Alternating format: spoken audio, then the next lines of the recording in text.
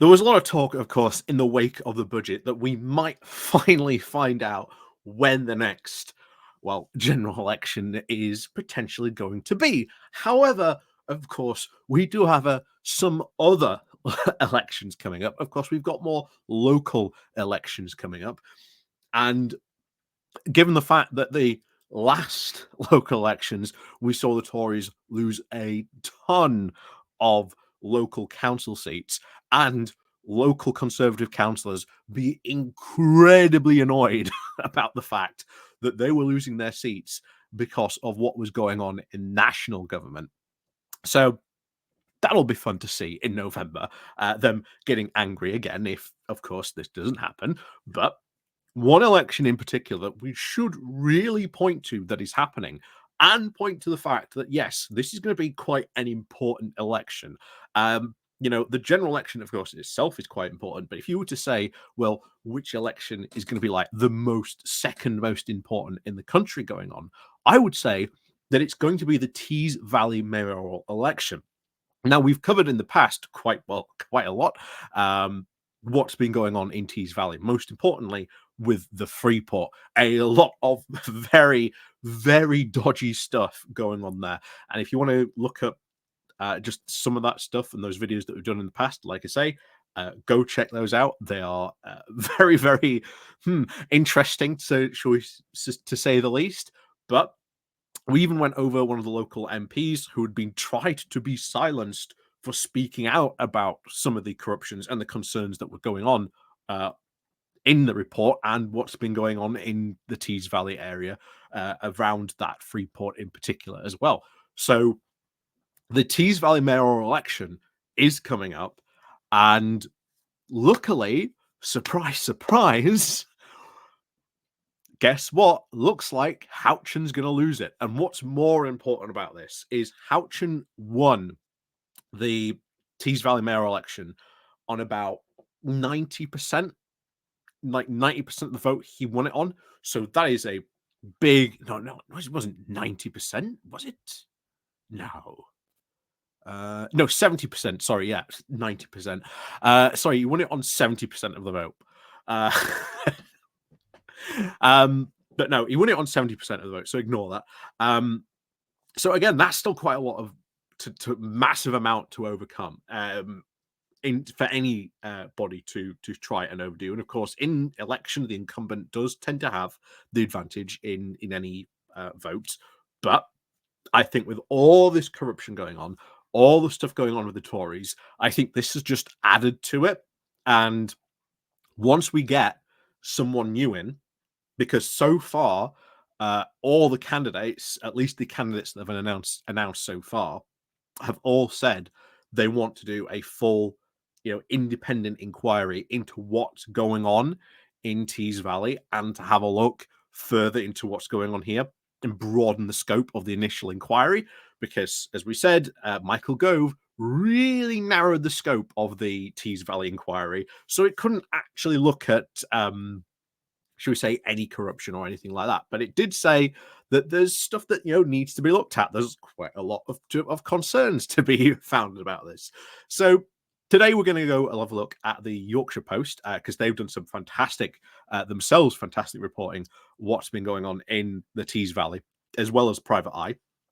So we're going to have a look at what they've had to say about this, because the poll that they have seen today looks like, yep, Ben Houchen going to lose, which, to be honest, will be good. So before we do go looking into that, please remember to click on the like, share, and subscribe button. And of course, down below, there are links to my Patreon page, the one-off donation link called Buy Me Coffee, the YouTube thank you button, and of course, the Pony Club as well. So, as always, before we go on over to there, thank you very much to all those people who do help and support the channels those ways. And of course, you can always help it by clicking the like and the share button.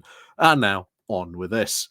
So, this comes from the Yorkshire Post with the title of Ben Houchen set to lose the Tees Valley mayoral election according to a new poll.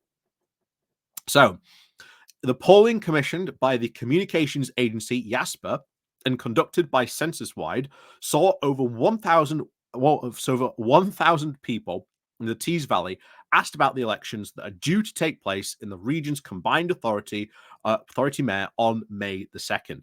So again, date to put in your diaries. The results, however, are unweighted, meaning that this sample is not necessarily representative of the electorate in Teesside, which could affect the polling outcome. So, again, while this polling certainly will be causing, I think, Houchen some worry, we've obviously got to consider that fact as well. So, a victory for Labour's Chris McEwan would be a shock outcome in the Tees Valley, where the Conservatives, Houchen, won the last election with more than 70% of the vote. Speaking at Mr. Ewan's launch campaign last month, Shadow Chancellor Rachel Reeves did acknowledge that Houchen's popularity, saying it's going to be a tough task for Labour to win here. But of those surveyed, 49% said they intended to vote for Labour candidate versus only 19% who said they'd vote for Houchen. 7% of respondents said they intended to vote for Reform in the election. However, the party has not yet indicated any intention to stand a candidate in that race. As an insight report by Yasper said, our polling is concluded that the Labour Party candidates were on track to win the mayoral race in both West Yorkshire and Tees Valley. While this isn't surprised in West Yorkshire, the result would be a seismic shock in the Tees Valley area after Mayor Houchen won a two-horse race with over 73% of the vote share back in 2021. However, there are several factors that we should take into account. The 2021 vote was a two-horse race, which took place in COVID, and that in a very COVID-skewed world. With just 15 months earlier, the Conservative Party under Boris Johnson had increased their majority in Parliament in the 2019 general election, and several of the parliamentary constituencies in and around the Tees Valley had returned Conservative members of Parliament for the first time in living memory. So, Houchen very much brought in on the back of Boris's win. It was very much sort of pre-Partygate. Boris was still riding high. None of that's there anymore. So ultimately, this is going to affect Houchen, and we've got to get rid of Houchen. This is something that should be, I think, very, very put in the mind of people who live in the Tees Valley and will be given the opportunity to vote during this general election, because there is a lot of stuff and questions that need to be answered about what is going on in this Freeport, because none of it seems good. There's a lot of dodgy stuff still going on. The report said for itself, hey, this needs to be looked into further. And of course, what have the Conservatives done? Well, they've done nothing. Meanwhile, at the budget, this Freeport got given even more money, which is, again, something that really needs to be looked at. So back to it. So they continue to say that the Tories were still very ahead of Labour in the national polls. But if you look at current polling, every parliamentary seat in the Tees Valley area currently looks set to return to a Labour MP in the next general election, and sentiments have shifted significantly, with massive swings predicted that are not unlike one of our polling forecasts. Despite the overwhelming intention to vote for a Labour candidate, 38% of people did thought that the current Conservative candidate had done an effective job, with 29% thinking that they hadn't. However, 33% said that they didn't know in answer to that question.